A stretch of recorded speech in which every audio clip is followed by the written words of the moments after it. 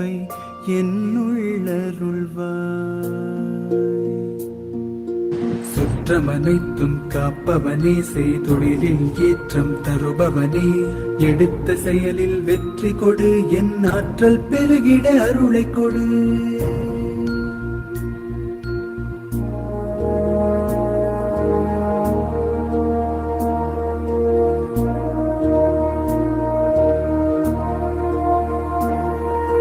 கருவாக்கி உருவாக்கி எனையாண்டு காத்தருடும் இறைவா நன்றி. வல்லமை தந்து நீ வளர்ச்சி கொடு, அகத்திலும் புறத்திலும் மலர்ச்சி கொடு. வளர்ச்சி கொடு, வளர்ச்சி கொடு, வளர்ச்சி கொடு, வளர்ச்சி கொடு.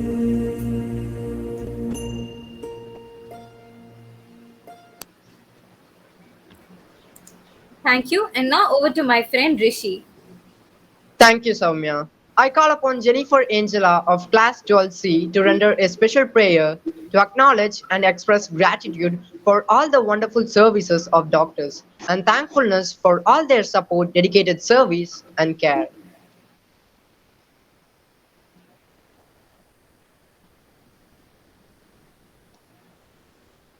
Good evening, one and all. While we celebrate Doctors' Day today, let us all unite in prayer for all the doctors. Dear Father God, thank you for the health professionals in our community who serve people during this pandemic. Though they are taking a great risk, not only for themselves but their family as well, we know that you protect them. While there are so many patients perishing, it takes a brave heart to step forward to help and serve people. Thank you, Lord, for giving them the courage to choose this profession and to stay faithful to serve people, putting their lives at risk. Dear God, I ask for you to give abundant grace to heal this land during this pandemic. Please give wisdom for the doctors to do the right thing. Keep the doctors and their families safe. God, we pray that you should work miracles through the many doctors that are currently treating people across the country and the world at large. I pray that you give doctors the strength, physically, mentally, intellectually, and above all, spiritually, to rely upon you as they heal each and every sick person. Thank you, dear God. Thank you, Jennifer.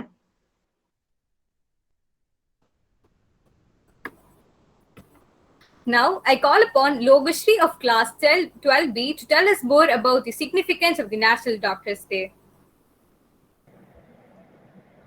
Doctors on earth are like gods in heaven. Doctor, such a mind-blowing word. Only a doctor knows the true value of a life. Doctor is a person who takes up the toughest job in the world of saving lives. My dear audience and fellow students, today I'm here to present you a few glimpses of enlightenment about Doctors' Day. A special day is observed to thank every doctor for their selfless humane services to mankind. This day is dedicated to all the doctors to remind them of their vital role in our lives. Doctors are challenged by the fact that even a minor mistake from their side can drastically affect a patient's life, and so they are committed to serve them with all their might. We find Doctors' Day a perfect time to recognize the pressure of the job, expressing thanks to doctors for mentoring, and to be grateful for their ability to comfort and heal. The story of Doctors' Day in India is very interesting. As per our history, that in the 1882, July 1st, a legend was born in Patna, Bengal President's British India, who grew up to be a renowned physician and a partisan. His name is Dr. Bidhan Chandra Roy. He is remembered till date for actively involving himself in starting many institutions, hospitals, and was fully dedicated to the upliftment of Indian society. Dr. Bidhan Chandra Roy was the first elected Chief Minister of West Bengal and did significant work in establishment of medical institutions like Jadavpur TB Hospital, Chittaranjan Seva Sadan for Women and Children, Kamala Nehru Memorial Hospital, and Victoria Institution. Dr. Roy first did his graduation in mathematics following which he studied medicine at the University of Calcutta. Aiming higher, he went to England to join the prestigious St. Bartholomew's Hospital in London. His admission was denied 29 times just because of his Asian descent. Finally, by his determination, his admission was approved the 30th time. The man who was initially denied the admission went on to become a member of Royal College of Physicians MRCP and a fellow of Royal College of Surgeons FRCS after his post-graduation in 1911. It was one of the rare feats by an Indian to pursue MRCP and FRCS degrees at the same time. Dr. Roy was awarded the country's highest civilian award, Bharat Ratna, on 4th February 1961. In the memory of this accomplished doctor, we celebrate National Doctors' Day to show our gratitude to all our workers who work in the field of medicine who have unconditionally helped us in the need. When the world is struggling to survive the pandemic, there is probably no better time to remember the doctors whose story is a mix of hard work, talent, success despite racial discrimination, love for their homeland, and an unmatched dedication towards their profession. This is the time to salute and honor our real heroes out there who are fighting the long war against the coronavirus for our safety at the cost of their own. With the disease still looming large over our country and affecting our lives, the significance of Doctors' Day has increased a million times. So, dear friends, let's appreciate every doctor in our society and everywhere in the world who work tirelessly in saving precious lives. I salute all the doctors for their selfless services and happy Doctors' Day. Jai Hind. Thank you, Lohashri, for that interesting speech. Next in line, we have an attractive display for students' talent in a form of video. The video contains posters and drawings done by our students dedicated to our brave soldiers. Let's watch the video.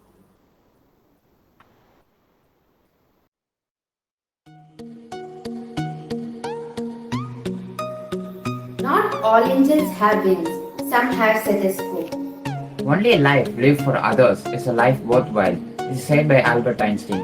Let's respect, salute, and support our doctors on this Doctors' Day. Thank you. I am Aritika of 10C. Happy Doctors' Day to all the true heroes of the universe. Thank you, doctors.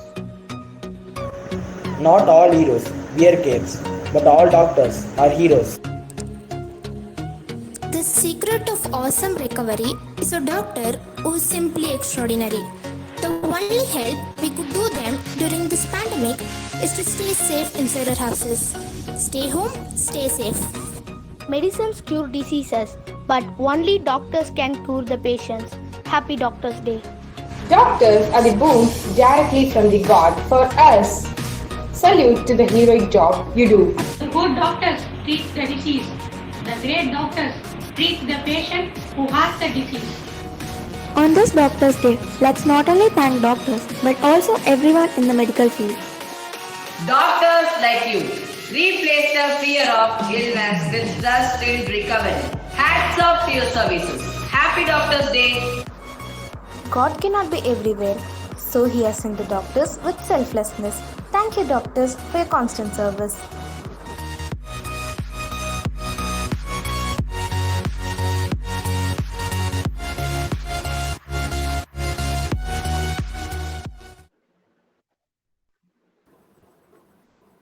Thank you, friends, for that visual display. Doctor is a career requiring intense schooling, constant training, and a chaotic schedule, not to mention the heavy dose of tenacity and patience. Poetry is when an emotion has found thoughts and the thought has found words. Next, I call upon Srinidhi of class 10 to present a poem dedicated to doctors who are the linchpin of our health system. அனைவருக்கும் வணக்கம். என் பெயர் பா ஸ்ரீநிதி. நான் 10ஆம் வகுப்பு ஆ பிரிவில் பயில்கின்றேன். தன்னுயிர் ஈந்து எம்முயிர் காக்கும் மருத்துவ தெய்வங்களுக்கு இந்த கவிதையை சமர்ப்பிக்கின்றேன். வாருங்கள் கவிதையை சுவாசிப்போம். மனதார போற்றுவோம் மருத்துவரை. பெருந்தவம் செய்து பெற்ற உயிருக்கு மருத்துவர் வந்து மறுவாழ்வு தருவார். நோய்கள் 1000 நோய்மை செய்யினும் தாய் போல் வந்து தருவார் அன்பு. ஒரு பஞ்சமில்லா பிரபஞ்சம் தன்னை உருவாக்க வேண்டும் என்றால் இங்கே நோய்கள் எல்லாம் மரணிக்க வேண்டும். மருத்துவர் மட்டுமே அதை தர முடியும். காத்தல் தொழிலை கடவுள் தவிர்த்து ஆக்கம் செய்யும் அரும்பெரும் இறைவன் மருத்துவர் மட்டுமே மனதில் இருத்தி மாண்பை போற்றுவோம் அவரை வழுத்தி. நன்றி. Thank you, Srinidhi, and that was beautiful.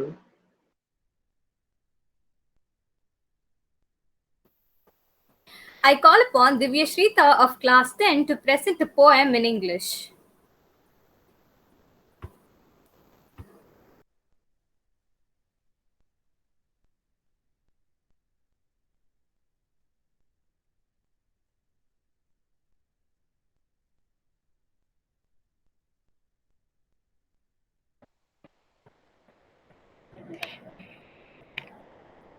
Good evening to all. I am Divya Shrita of class 10C, here to present a poem dedicated to those life-saving warriors whom we see as gods in human form, doctors. My poem goes on like this.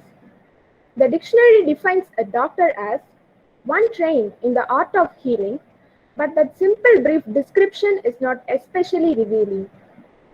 For good doctors have virtues that can't be measured by a test, certain special qualities with which they have been blessed, such as how to really listen, how to calm an anxious mind, being objective and direct, but also patient and kind, and guided daily by the oath that they swore to observe, they treat all those in their care with the respect they deserve. Good doctors will make sacrifices, and many times indeed. They set aside their personal lives when a patient is in need. Good doctors are confident, they believe in their ability, but they never lose sight of the importance of humility. For they know that they are not perfect and their effectiveness depends on their awareness that, as doctors, learning never ends. The doctor, the one we all love. A doctor is bestowed with the eyes to see and treat weakness in mankind. He is the one who can give in hope when we are all in doom. Thank you. Thank you, Divya Shrita. That was indeed a wonderful rendition. It's time to welcome our eminent chief guest of the day and former alumni of our school, Dr. Ennapadam Srinivas Krishnamurthy. May I request Kanishka of class 12C to introduce our chief guest to the audience. Good evening all. I'm Kanishka K from class 12C. It takes immense pleasure to introduce our chief guest of the day and our beloved alumnus, Dr. Ennapadam Srinivas Krishnamurthy, MBBS, MD, behavioral neurologist and neuropsychiatrist. He has done his DCN, PhD in London and a fellow of the Royal College of Physicians in London, Edinburgh and Glasgow. He has also done his Masters of Associated Medical Sciences degree in India. Dr. Krishnamurthy is the founder of Buddhi Clinic, chain offering integrated and holistic brain and mind care. He is an immediate past president of the International Neuropsychiatric Association, INA, and an international academic leader with multiple professional affiliations in the fields of neuropsychiatry and behavioral neurology. Our doctor is honored with President's Medal of the Royal College of Psychiatrists and the youngest Indian elected fellow of all three Royal College of Physicians in UK. Dr. Srinivas Krishnamurthy widely published 70 plus peer-reviewed publications and 30 plus book chapters. He is the editor of the Global Approach series books published by Cambridge University Press. Doctor is a social impact leader in healthcare with a strong track record of community service. His talk on Beyond Feeling, Your Emotional Brain, gives you a better way to understand your brain and behavior interface. We are very grateful to Dr. Ennapadam Srinivas Krishnamurthy for accepting our invitation and making his presence here. Now, I request our honorable chief guest to address the gathering.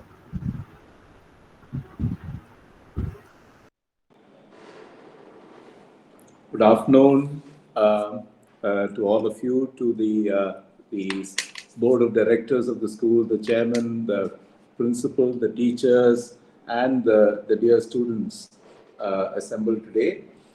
First, I must, thank all of you for recognizing Doctors' Day and deciding to celebrate it. Every year we do have this Doctors' Day, in recognition of the work doctors do. This year it's taken a very special prominence thanks to COVID and what we have been going through as a society. And I think the pandemic has brought to all of us, it's brought us very close to illness, it's brought us very close to human suffering, brought us very close to, how difficult it is for, doctors and other healthcare workers, nurses, paramedical professionals, people in the front line to take care of people who are ill in a time like this. So I think it's very appropriate this year that we are thinking about Doctors' Day, and I appreciate the students and teachers and faculty of Vanavani for bringing this to focus among all of you.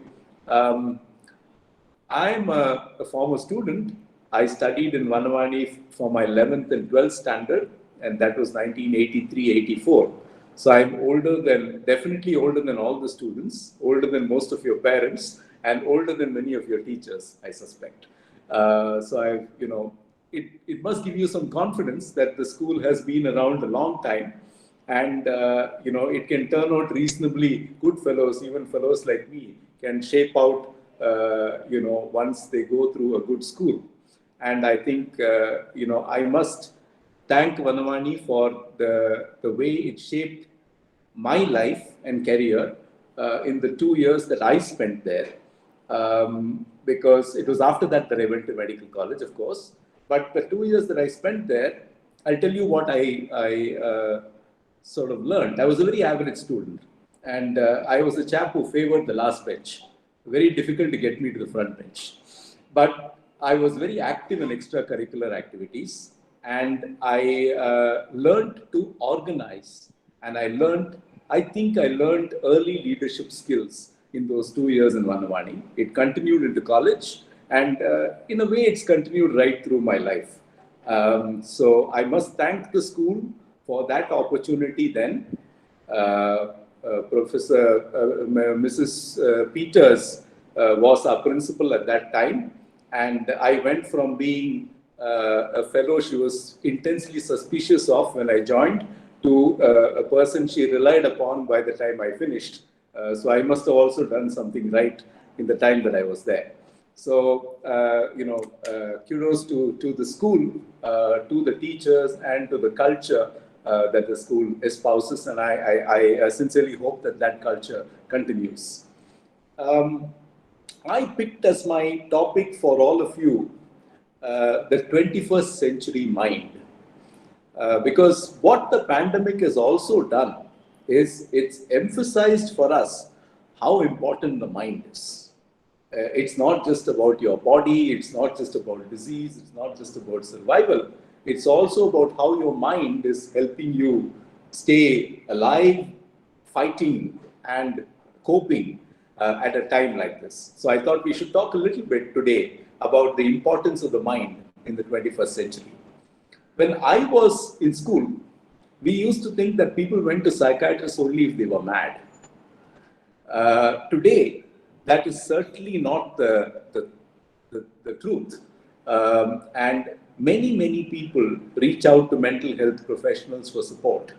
And it's got nothing to do with being unwell in your mind. It is got everything to do with wanting to keep your mind in its best shape. And that's really the realization of the 21st century, that a good mind is important in order for someone to function optimally. There was a very interesting project called the Foresight Project on mental well-being in the UK. And it was reported in the very famous journal, Nature, by Professor Bebbington and his colleagues. And what they said based on that project was that countries must learn to capitalize on their citizens' cognitive resources if they are to prosper. We often think about prosperity as economic, but please remember, we live in a knowledge world. And in a knowledge world, cognition, the ability to think, the ability to remember, the ability to connect the dots is probably the most important thing. And if you think about it, the richest countries in the world today, they don't make things. They conceptualize them. Things are made in China and India and Vietnam, right? The concepts come from the most wealthy countries in the world, in the US and the Europe. And that it tells you how important thinking is, how important the mind is for well-being.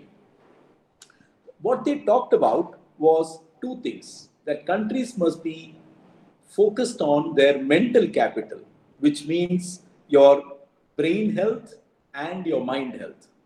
And here I'll stop to talk a little bit about why I'm using brain and mind together. You know, when we say mind, we touch here, manasala, or we say mind here. The truth is, I can do the most fancy scan in the world on all of you. You'll not find the mind. It doesn't exist as a physical entity, right? So what is the mind then? The mind is like your Google Meet. It is virtual. It does not occupy real space.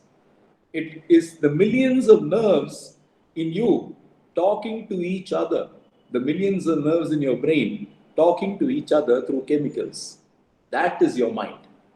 Okay? And what we've learned in the last 30 or 40 years is that it's not just in disease, mental disease, that the mind is, the brain shows changes. The brain can show changes even when you are doing things which are normal things. So the brain behaves in a certain way when you're concentrating. The brain behaves in a certain way when you are appreciating music. The brain behaves in a certain way, believe it or not, when someone falls in love. So you see these changes in your brain, and those changes are reflective of your emotions. So the brain is like the hardware. It's like the instrument you're using to participate in this Google Meet. The mind is your software. It is the Google Meet itself. Okay? And that is the relationship today between the brain and the mind. So for mental capital to be good, you must be in good brain health, which means good preventive health when a child is born, good health for the brain and mind as the child grows up and goes through the educational system, good brain and mind health as an adult, where the responsibility to maintain it falls upon you rather than on teachers and parents, and good brain and mind health as an elder, where it's very important that you preserve it because otherwise you lose it. Please remember, the brain responds to the rule, use it or lose it. So you need to keep using your brain in order to keep it healthy right through your life. And that is the mental capital of any society. There are so many of you. Take that video that you created. It was all your brains working together that made that video happen. In fact, take this program. It's all your brains working together that put this program together. You put in some work to put this together. And that is mental capital. Then there is mental well-being, which is what is affected during the pandemic. Why? Because we are all afraid. We are all frightened. We worry that we may get COVID. We worry that a loved one may get COVID. We wonder what will happen if I fall sick. We wonder what will happen if I go to hospital and need oxygen. That is affecting our mental well-being. Not having those fears, not being worried, being happy is what mental well-being consists of. And what this project told us was that mental capital, good brain health, and mental well-being, good mind health, good mental health, are extremely important for any society in order for society to prosper. Okay? And this I want you to keep in mind, because as students you must understand, today you live and work in a knowledge economy. This is no longer an economy where it's about making things or doing things alone. It is an economy that supports concepts. It's an economy that supports ideas. It's an economy that supports innovation. And if you look at what Uber has done, if you look at things that you take for granted every day, Ola has done, Swiggy has done, Zomato has done. These are concepts and ideas, yet they've become so valuable.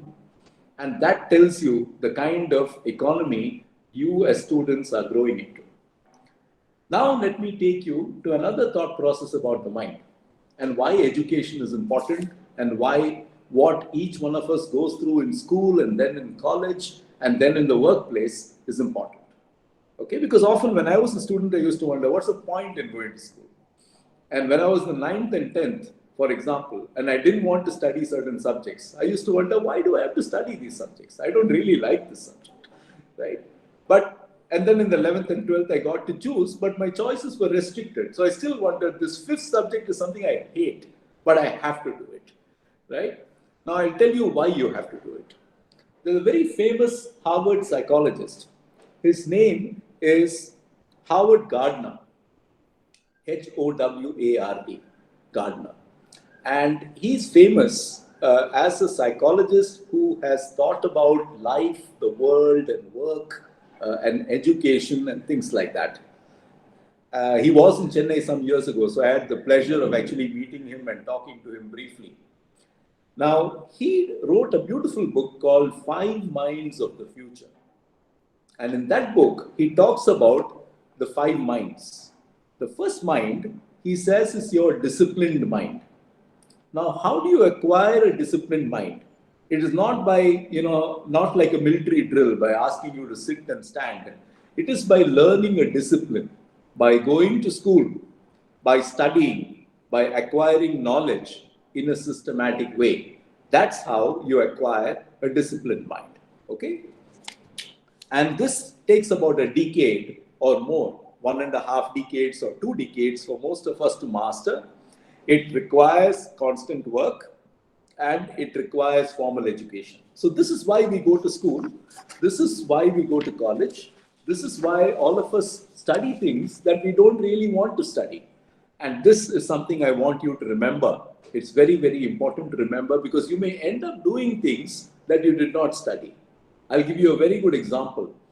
A lot of IIT, IIM guys end up doing finance.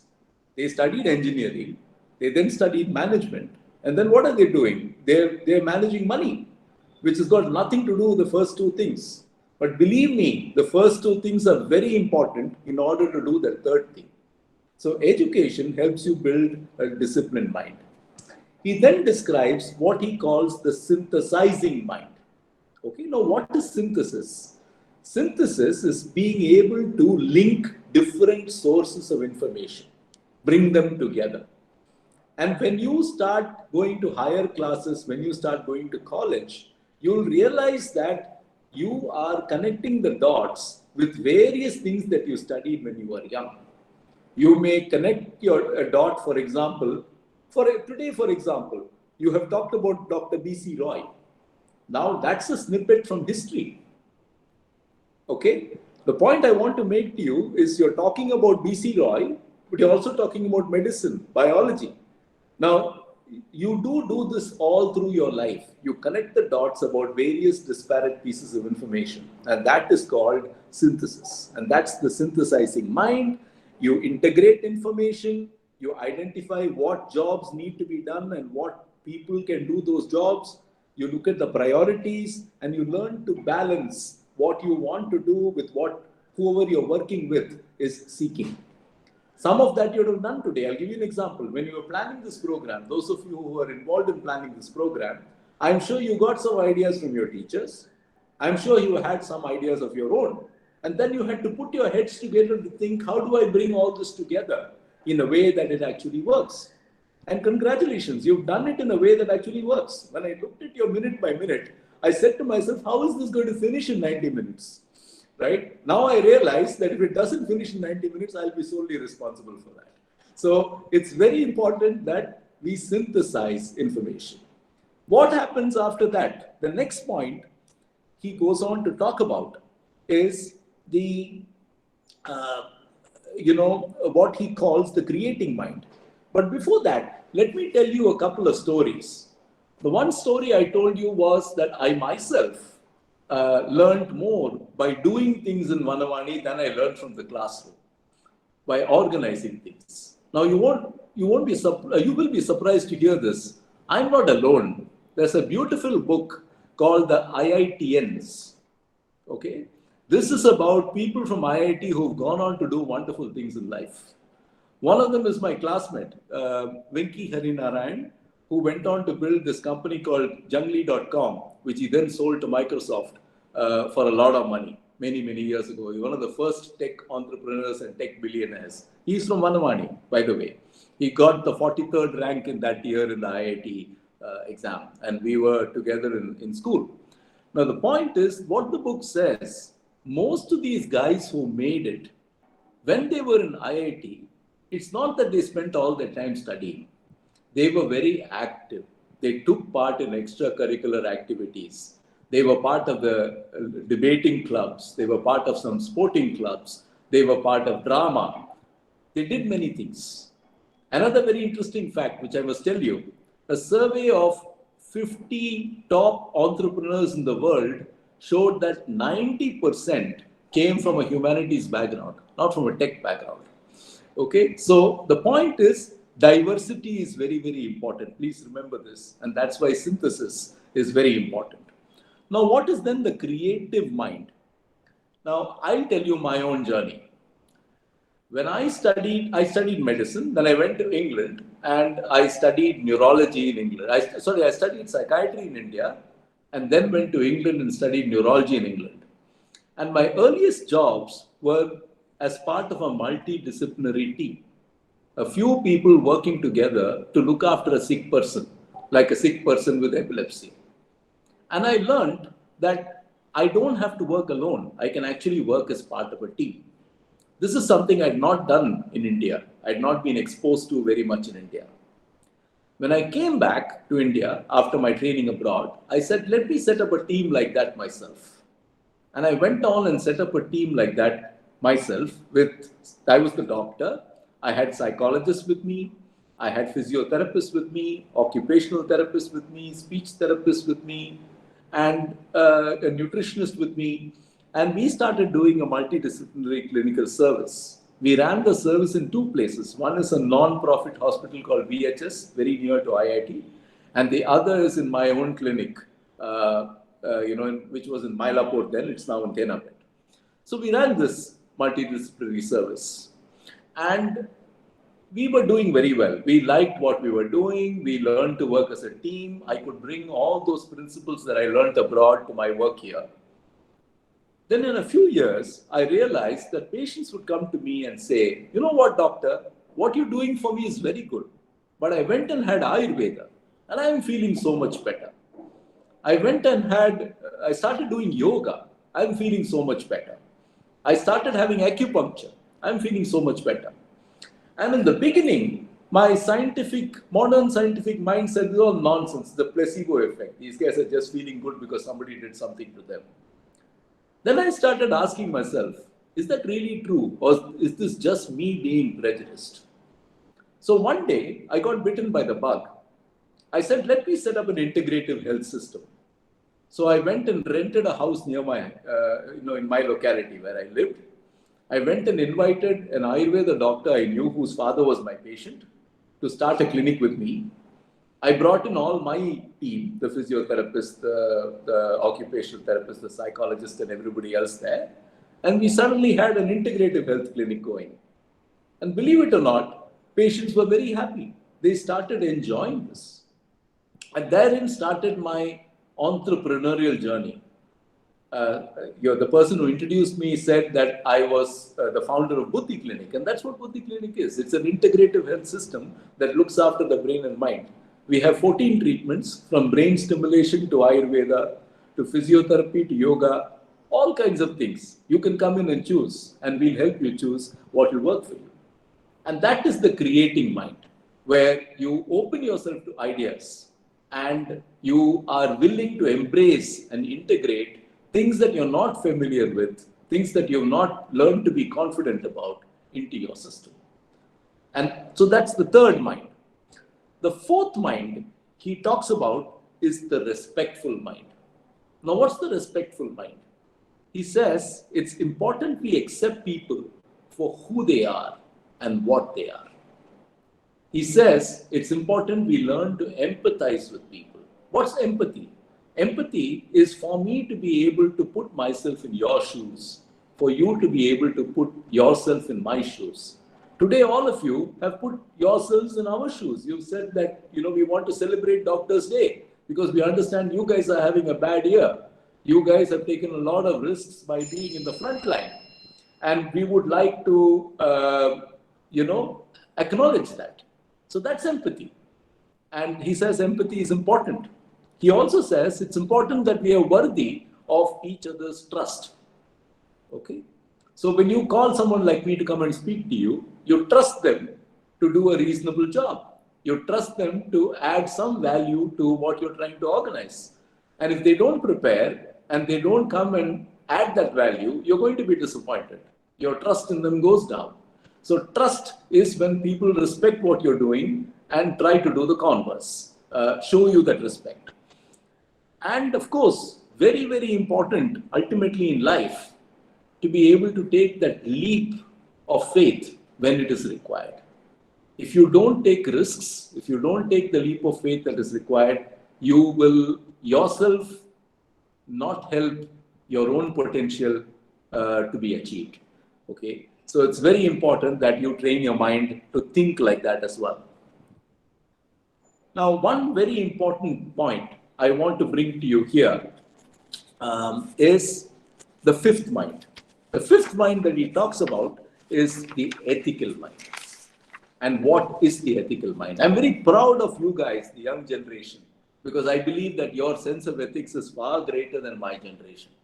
I see many of you question the need for gas guzzling cars.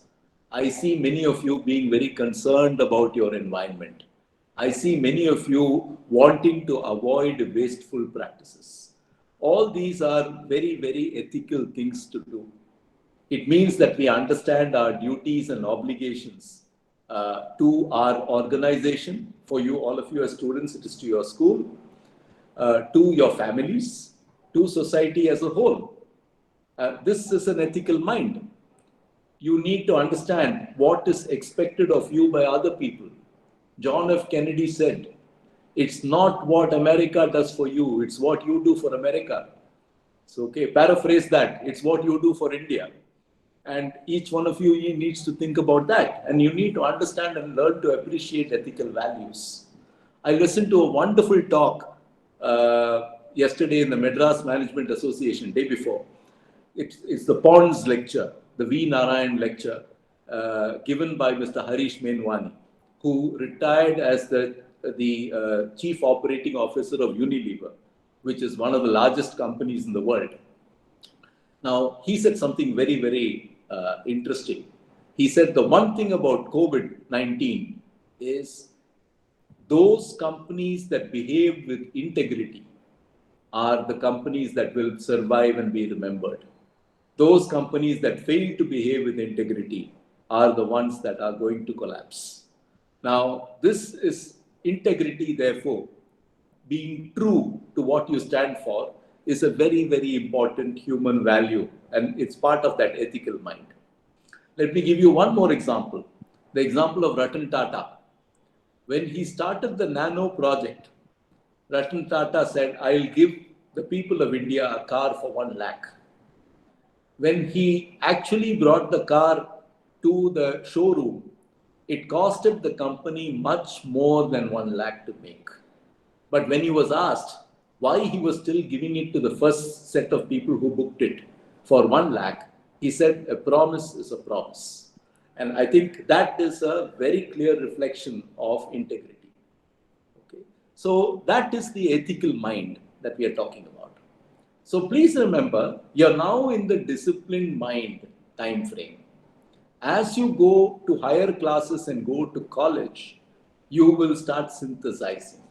Early in your work, you will start synthesizing. Then, when you get exposed to the world, especially the working universe, that's when you get an opportunity to create. My patients telling me that, doctor, I feel better after I got Ayurveda, was my opportunity to create. I asked myself, why are we not doing for them what they want? Why are we asking them to go somewhere else? And that was a creative opportunity. I'm sure the guy who developed Uber similarly thought, why can't I have my taxi on a phone? Why do I have to phone a number? to call a taxi, and so on, right? And why does a taxi have to be a taxi? Why can't ordinary people drive cars and earn money for it? And that is the whole concept of the Uber. So that's the creative mind. When you work somewhere, when you work alongside other people, you develop a respectful mind. And please remember, those of you who wish to be leaders, those of you who want to get to the top of organizations, those of you who wish to leave a mark on the world. Steve Jobs famously said, the creator of Apple, he famously said, I want to put a ding in the universe. What he meant was he wanted to put a dent in the universe, right? But if you want to put a ding in the universe, you also have to be ethical. And so those are the 5 minds of Howard Gardner, which I want to leave you with as a thought process.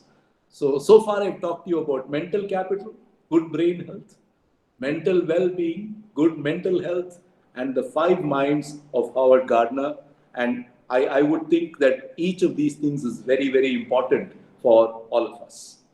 Now let me talk to you about 2 other concepts. In the old days, we used to measure IQ, intelligence quotient. We still do it, okay? Problem with IQ tests, they are very mathematically weighted. So a person who's got good mathematical intelligence will actually score very high on an IQ test, okay? And a person whose mathematical intelligence is poor will score poorly on an IQ test. The other problems with our IQ tests are they tend to be very weighted by education, how many years you've spent in school. They tend to be very weighted by language. If you studied a regional language, you may not do as well in an IQ test because most of them are developed in English. So IQ as a concept has become questionable over time because it's not an accurate reflection of what happens in society. Then you think about the people who became successful, who were terribly intelligent, but did very poorly in school and college. Okay, so Bill Gates dropped out of college. Steve Jobs dropped out of college. Einstein dropped out of college. In fact, his teachers in school didn't think that he was fit enough to even go to college, right? So we have many examples of super smart people who did not, the educational system did not think they were very smart. And this is a reflection of our IQ mindset. We think about intelligence as a certain thing. What we have learned over time in the last 20 or 30 years is that there is another form of intelligence that's very important for human success. It's called EQ, emotional intelligence or emotional quotient. Now, let me tell you why this is important. When you deal with people, you need to be able to feel what they are feeling, hear what they are hearing, respond to them appropriately. High IQ doesn't guarantee you will do any of that. High EQ does. Okay? So your ability to perceive and respond to other people's emotions is a very important predictor of your success, whether it's in college, whether it's in the workplace, whether it is anywhere else. And that's what EQ is all about. Now, these are 2 disparate concepts, IQ and EQ. But I want to introduce you to one more thought about intelligence, again from Howard Gardner. What Howard Gardner points out is that we all have many intelligences. Okay? And here, let me tell you a story about my own 15-year-old son who's in the 11th standard. He, like many of those who were in the 10th standard last year, did not have an exam. But a few days before his supposed exam, and the exams had not been cancelled, I came out of my room into the TV lounge and I found he was watching A Midsummer Night's Dream. 2 things surprised me.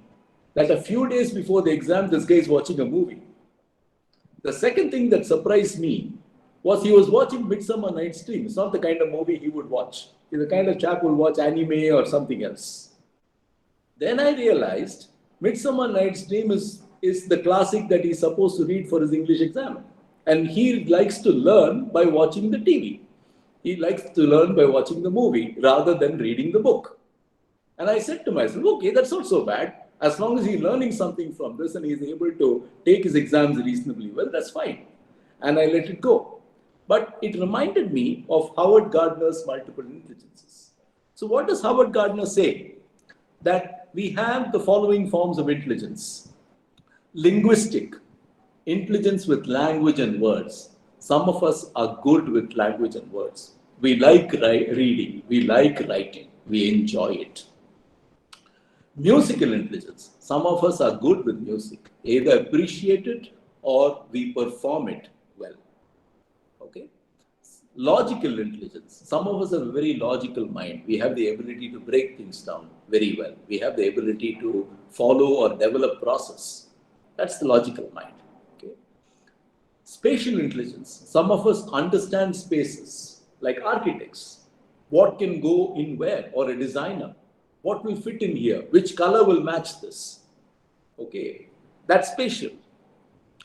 Bodily kinesthetic, movement. Some of us are good sportsmen. Some of us are good, or sportswomen. Some of us are good when it comes to dance. That's movement intelligence. Naturalistic. Some of us like nature. We like geography. We like farms. We like being in touch with animals. Naturalistic intelligence. Interpersonal. Some of us get along well with other people.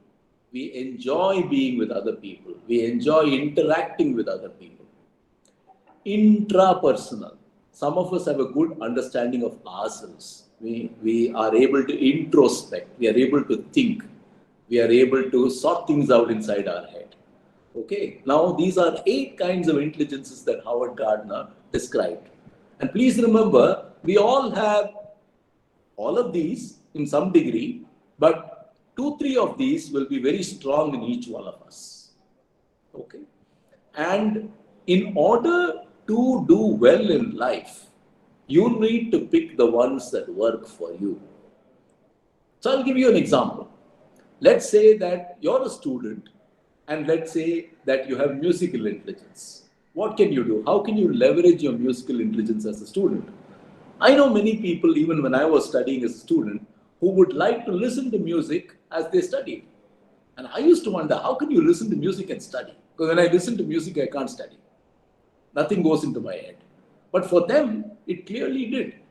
And some of them would even associate songs that they heard with certain pieces of knowledge that they gained.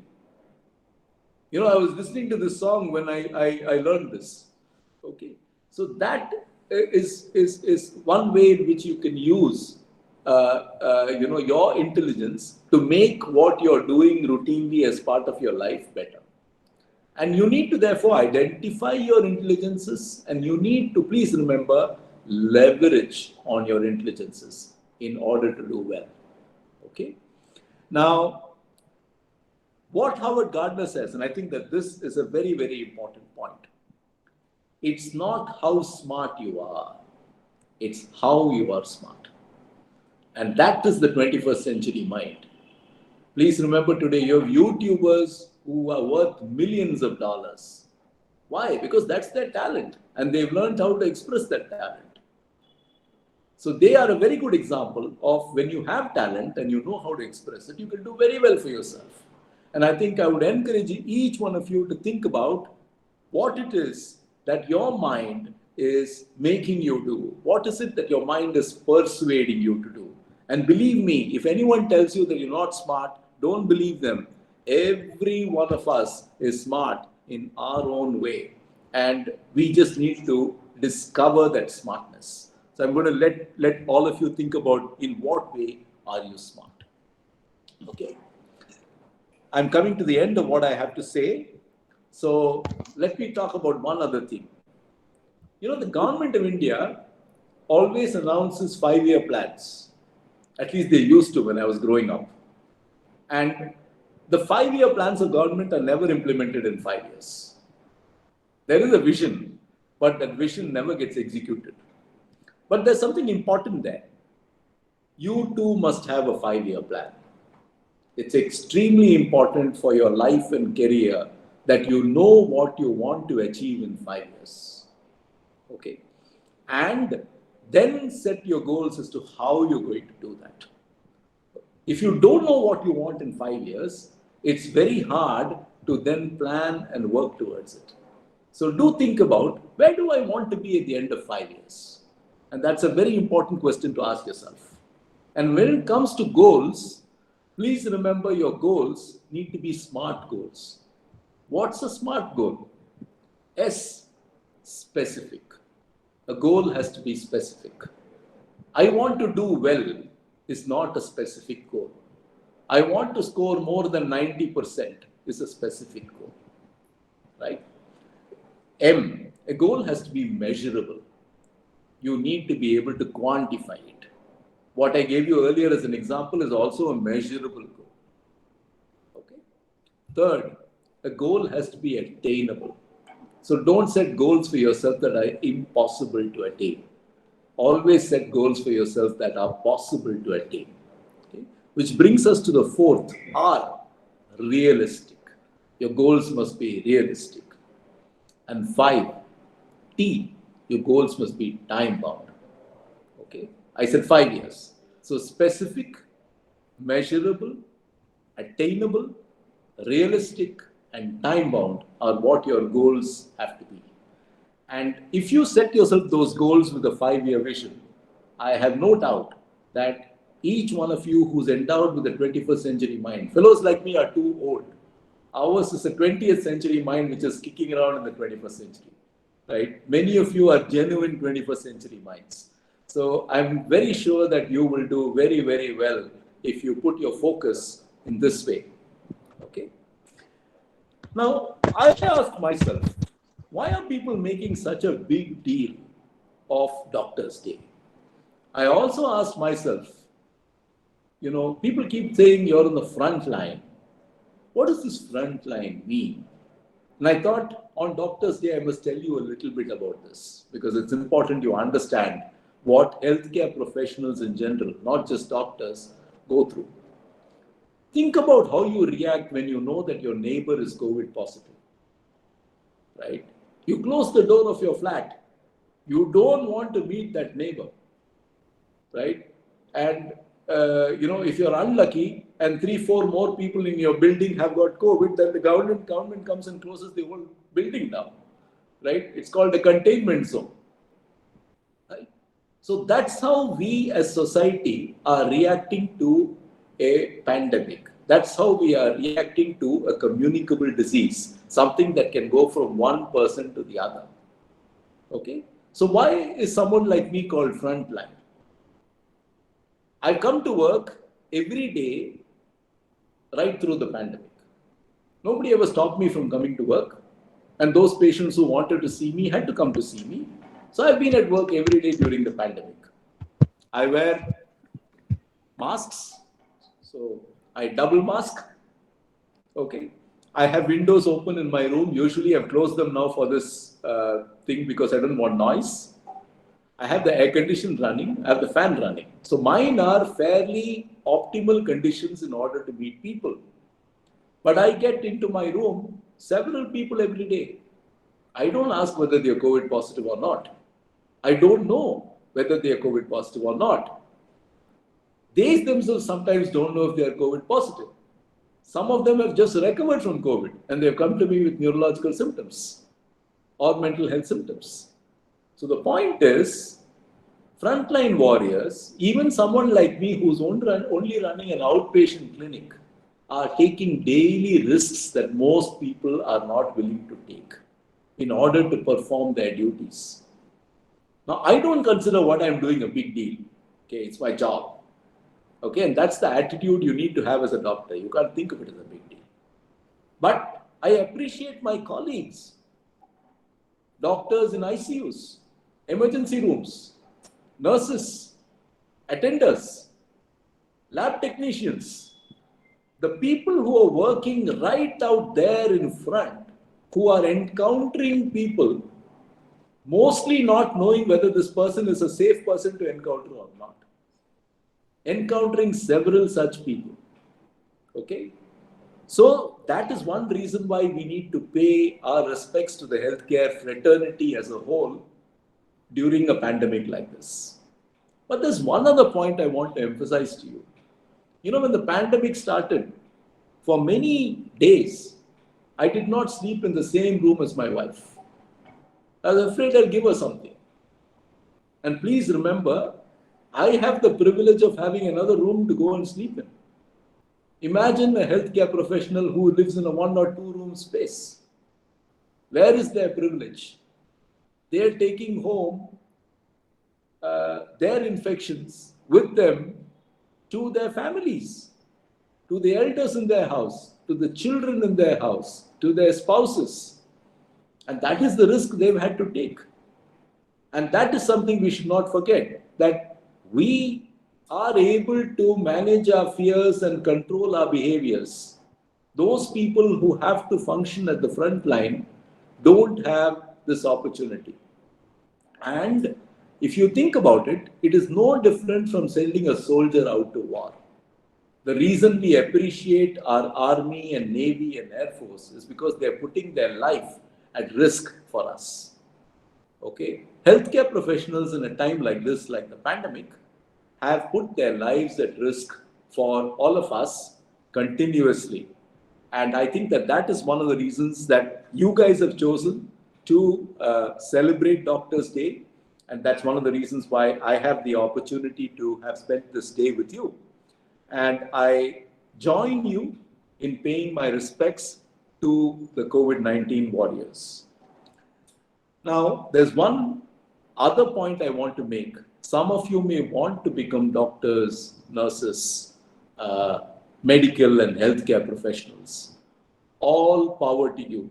You are going to be a very, very useful member of this community and society. Believe me, the one you always get is a lot of respect. Okay? Your colleagues may make a lot more money than you, especially in the initial years. Healthcare professionals don't get headhunted by, IBM or TCS or Microsoft. They end up going to work in hospitals and clinics for small sums of money to begin with. But believe me, it all evens out in the long term. Because in the long term, teachers, healthcare professionals, doctors, nurses, others, and all those people who serve you every day, who keep society running, these are the people who get a lot of respect from society, a lot of regard from society, a lot of allowances from society, which makes life that much more living.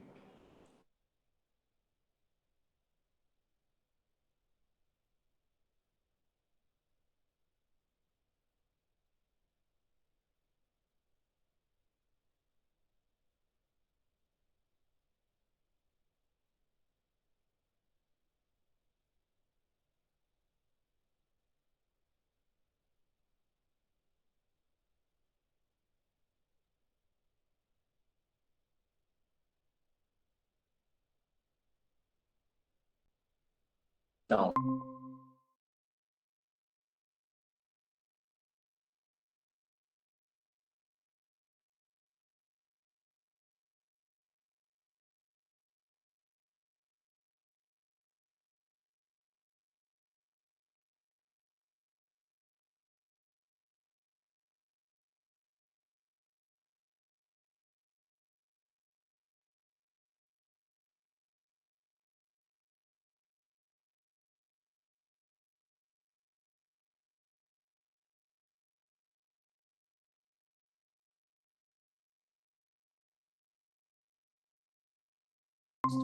thank you. Thank you, sir, for your thoughtful speech. It's very interesting to know about the mind, the 5 minds and 8 intelligence. I think we can achieve more things if our mind is in a perfect state.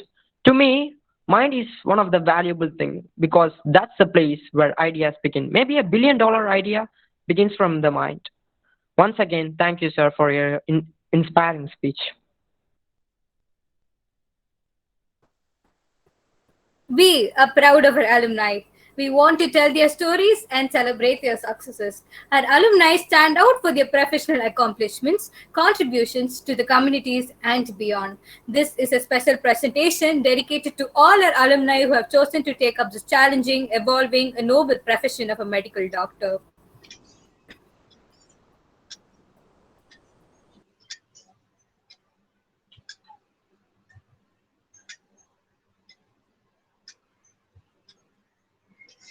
Good evening to all. I'm Ovia of Class 12C, here to read a list of some of our school alumni who excel in the field of medicine and helping the society in the front line. This list has the students from the year 2008 to 2020. Let's look at it right away.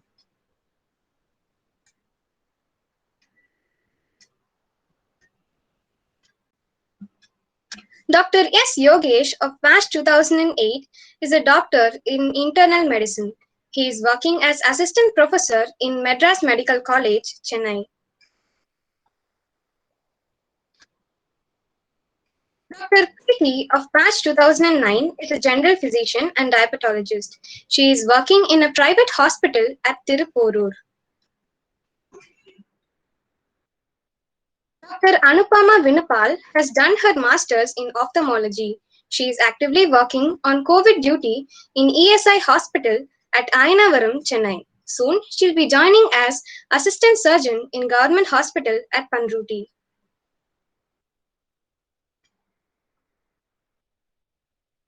Dr. Subramanya Muthaya Anand of batch 2010 has done his master's in general surgery in Kakatiya Medical College at Telangana.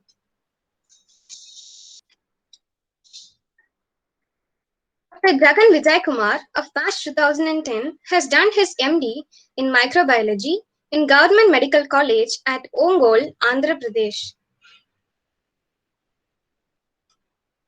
Dr. Ravi Shankar Balasundaram of batch 2011 is a public health dentist. He is working in West Dental Science College and Hospital. Dr. J. Shweta of batch 2011 is an ophthalmologist. She is working in Sarojini Devi Eye Hospital at Hyderabad.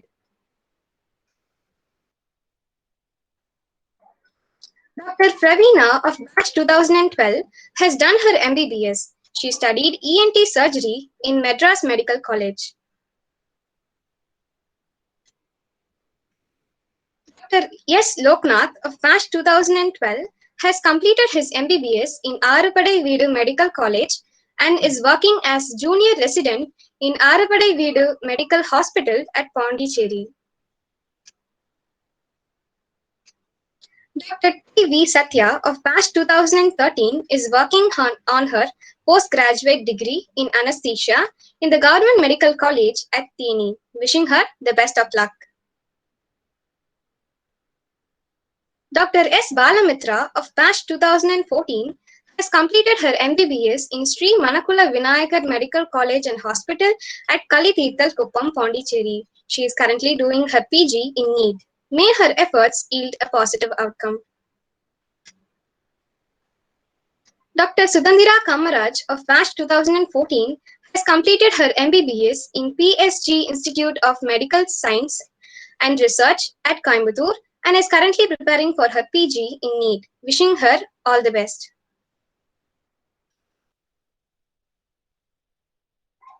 Dr. Avinash Benjamin Das is an MBBS graduate and a NEET PG aspirant. Wishing him good luck in all ways. Dr. R. Divya of batch 2014 has done her bachelor's in dental surgery and is working at Dental Care Hospital. Dr. H. Mohammed Amar is a general physician.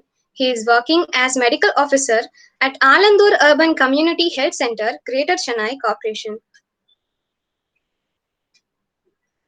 Dr. Niveda Kannan, MBBS, MD. She is a pharmacologist and is working as assistant professor in Panimalar Medical College Hospital and Research Institute. Dr. Abhirami Ponnusamy has done her MD in anesthesia in Swai Singh Medical College and Hospital at Jaipur. Dr. Arjun. He finished his MBBS in Meenakshi Medical College and also has done his MD in pharmacology in Jawaharlal Nehru Medical College at Belagavi. Dr. R. Gautam Karthik is doing his final year of PG in MD Community Medicine in Jawaharlal Nehru Medical College at Kehar, Belagavi.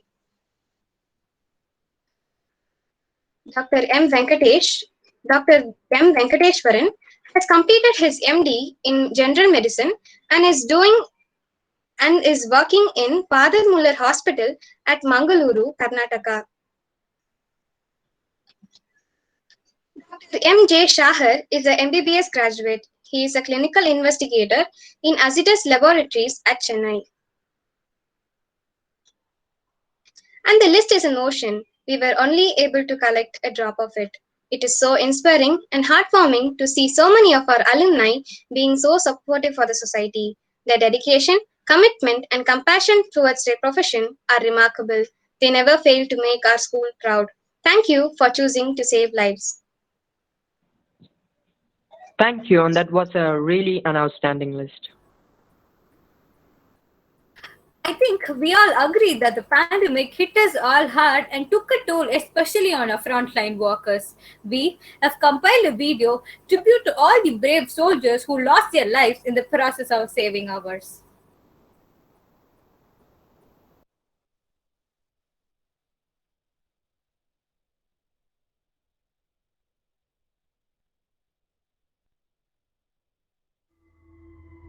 आज रात 12 बजे से संपूर्ण देश में संपूर्ण lockdown होने जा रहा है। ये एक तरह से कर्फ्यू ही है।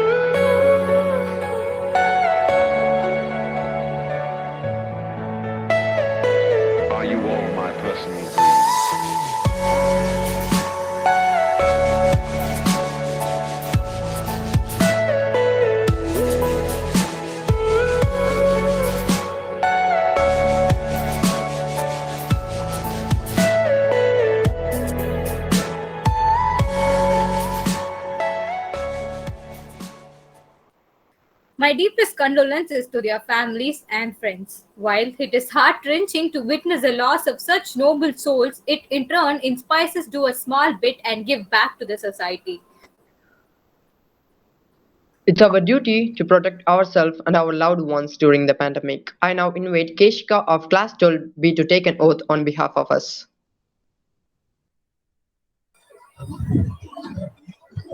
A very good evening to everyone present here virtually. COVID-19 has made us realize the value of virtual meetings and fortify digital India. Let us all take care of ourselves and protect others by following this pledge.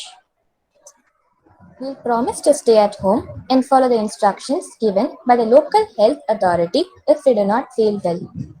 We'll protect ourselves by keeping a distance. We'll make sure that we have proper ventilation indoors. We opt to protect others by wearing a mask. We make sure that the mask covers our nose and mouth and fits snugly under the chin. We never forget to wash or sanitize our hands after removing the mask.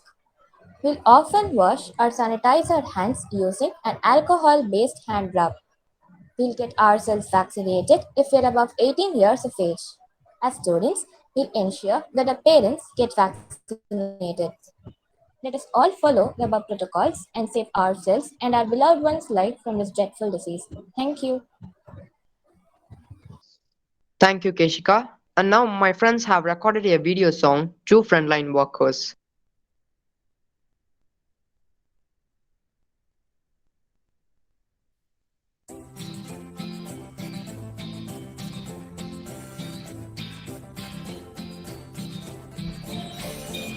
We shall overcome, we shall overcome, we shall overcome someday.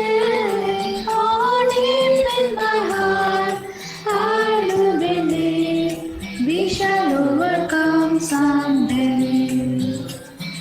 We shall overcome, we shall overcome, we shall overcome someday. On Him in my heart, I do believe we shall overcome someday.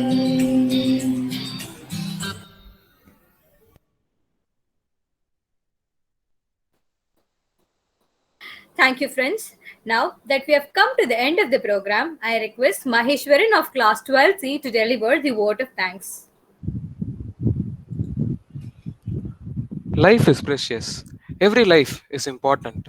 You are that flag bearer of hope who never let us lose hope in life. You hold a hand in most difficult of times. Thank you, doctors. A very good evening to everyone present here. It's my privilege to have been asked to propose a vote of thanks on this occasion. First and foremost, I thank our chief guest, Dr. Ennapadam S. Krishnamurthy, for taking time out of his busy schedule and addressing us today. I extend my sincere thanks to our chairman, Professor Arun K. Tangirala, and our secretary cum treasurer, Sri P. Sarvaharna. My heartfelt thanks to our principal, Mr. Satish Kumar, our vice principal, Mrs. Princey Tom, all the section heads, and all the teachers for their constant assistance and encouragement. I thank our teacher coordinator, Mrs. Dinavadi, for guiding us through the program. My special thanks to our teachers of language department, Mrs. Sasikala, Mrs. Indu KM, and Mrs. Shanti in helping us in the preparation of program. I thank the Vanamani School management for being a pillar of support in organizing this program. I would also like to thank Mr. Jiva, who helped us in the technical assistance of this program. I would like to thank Chitri Selvan of class 12B and my fellow students who put all their efforts in making this virtual event a successful one. I extend my thanks to the parents for their enormous support.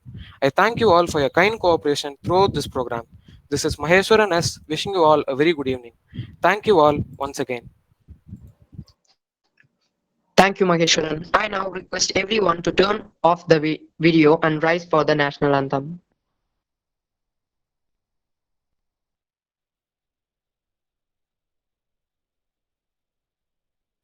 जनगण मन अधिनायक जय हे भारत भाग्य विधाता पंजाब सिंध गुजरात मराठा द्राविड उत्कल बंगा विंध्य हिमाचल यमुना गंगा उच्चल जलधि तरंगा तव शुभ नामे जागे तव शुभ आशीष मांगे गाहे तव जय गाथा जन गण मंगलदायक जय हे भारत भाग्य विधाता जय हे जय हे जय हे जय जय जय जय हे